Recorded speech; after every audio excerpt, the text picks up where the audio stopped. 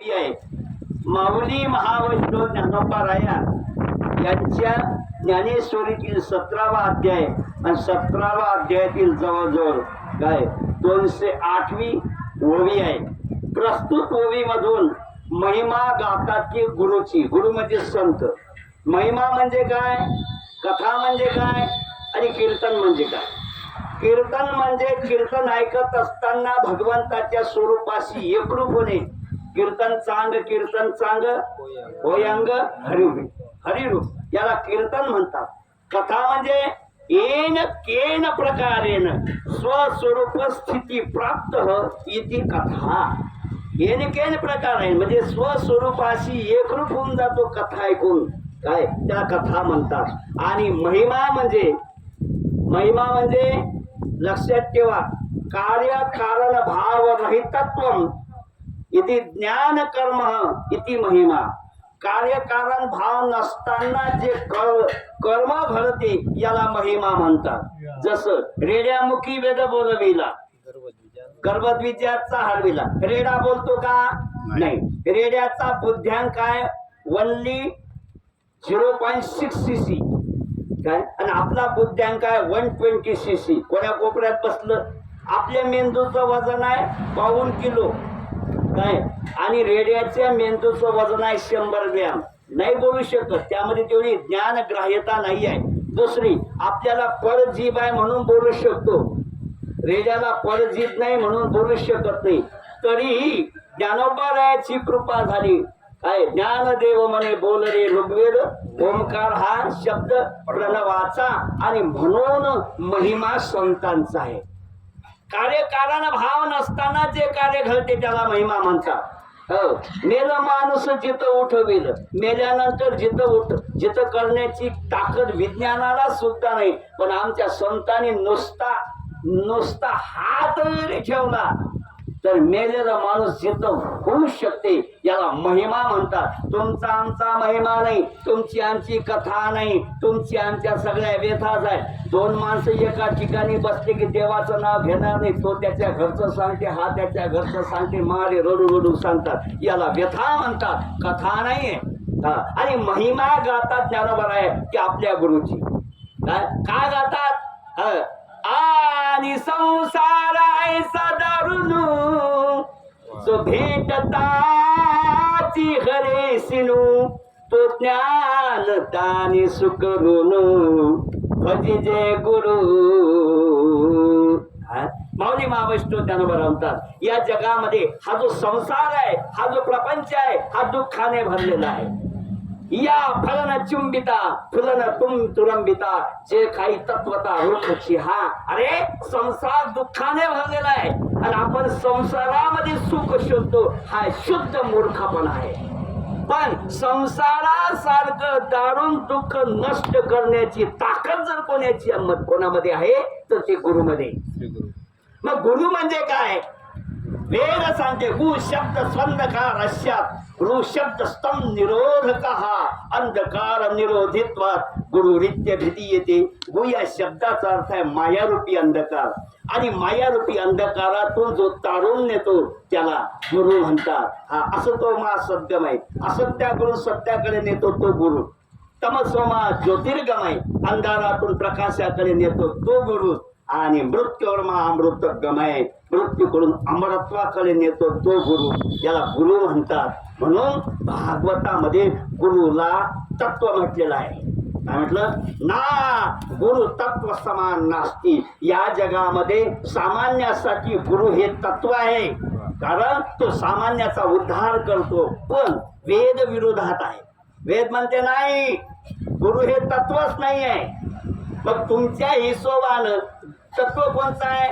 वेद म्हणते 3 तत्व आहेत. यत गयेयम नित्यमेवात्मस्वस्थम नात परम वेदितव्यम विकिंचित भोक्ता भोग्यम प्रेरितां च मत्वा सर्व प्रोत त्रिविधम ब्रह्म मे तत्. 3 ब्रह्म आहेत. कहो 3 ब्रह्म कोणते म्हणजे भोक्ता ब्रह्म, भोग्य ब्रह्म आणि प्रेरक ब्रह्म. महाराज हे भोक्ता ब्रह्म नष्ट होणार नाही का म्हणजे आहे. तुम्ही आम्ही भोग्य नष्ट होणार का नाही. देह जाणार त्याशी काळोबा खाणार, देह जाणार मग नष्ट होणार आहे ना. हो, भोग्य रमणे मी ज्या वस्तूपासून भोग घेतो ती वस्तू सुद्धा नष्ट होते, धान्य नष्ट होते, भाजीपाला नष्ट होते, बरोबर आहे. भोग भोग्य दोन्ही नष्ट आहे. मग याला तत्व का म्हटलं? वेद म्हणते त्याच्याशिवाय प्रेरक ब्रह्म सिद्धच होत नाही. काय? अरे वेद देव सिद्ध होत नाही तुमच्या आमच्याशिवाय. भक्त आहे म्हणून देवाची किंमत आहे, भक्त आहे म्हणून मंदिर आहे. हा, आमची या बरे तुझं देव पण. अरे आम्ही या म्हणून तुला देव पण भेटलो, नाही तर कोण विचारते रे तुला देवा? कारण तू निर्गुण आहेस. रंग नाही, रूप नाही, नीळ नाही, वर्ण छाया, निराकार निर्गुण ईश्वर रघुराया. एवढी दृष्टी आहे का तुला जाणण्याची सामान्याला? नाही ना. मग हे प्रेरक ब्रह्म श्रेष्ठ आहे, बरोबर आम्ही मानतो. पण भोक्ता ब्रह्म भोगी ब्रह्म कसं काय? ऐका, याच्याशिवाय सिद्ध होते ब्रह्म. ऐका, तुम्हाला उदाहरण सांगतो. माखीची काय आहे काय करते? पेटते, बरोबर आहे ना. म्हणजे प्रकाश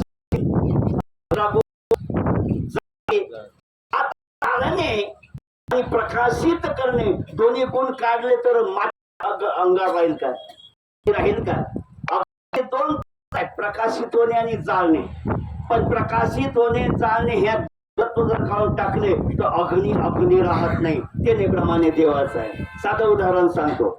एकाला भयंकर राग आला, दुसऱ्याने काठी मारली, त्याचा जीव घेतला. लोकांनी घेतलं, पोलीस स्टेशन मध्ये जमा केलं आणि कोर्टामध्ये सेशन चालू आहे. काय? याचा वकील म्हणते आमच्या आशिलाचा यानं जीव घेतला, याला फाशी मिळावी. पण यानं वकील ठेवला, तो म्हणते जीव यानं नाही घेतला, काठीनं घेतला. कोण घेतला? झोपले काय? जीव कोण घेतला? मुद्राम पाटील. काठीनं. मग काठीने फाशी द्या. याचा वकील म्हणते काठीनं जीव घेतला, पण काठी निकृष्ट शक्ती आहे. शक्ती पण कशी? कोणीतरी उचलल्याशिवाय, मारल्याशिवाय ती लागत नाही. मग कोणी उचलली? हातानं. मग हाताला फाशी. हाताला फाशी देता येईल काय? नाही. कारण महाराज, अरे आत्मानं रथिनं विद्धी शरीरं रथमेवत बुद्ध्यंतु सारथ्यं विद्धी मन प्रग्रहमेवच.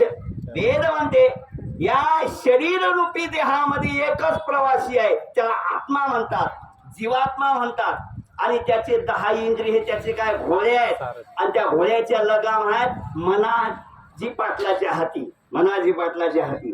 आणि मग आता मनाने जेव्हा इंद्रियाला सांगितलं तेव्हाच काळी उचलली का नाही? म्हणजे मग मनाला फाशी देता येत नाही.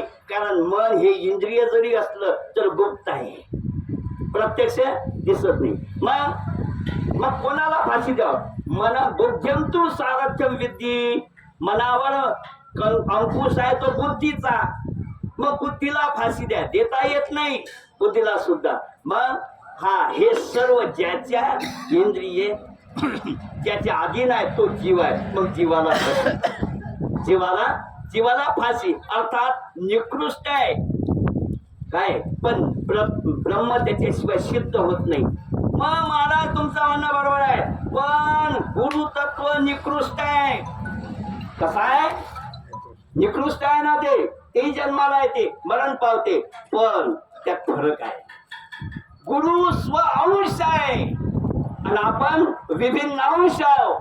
आपण अनेक जन्मापासून दुःख भोगत किती वेळा जन्म यावे, किती व्हावे पतित. म्हणून या जीवाला शरण गेला विठूसी. अरे आपण अनेक जन्मापासून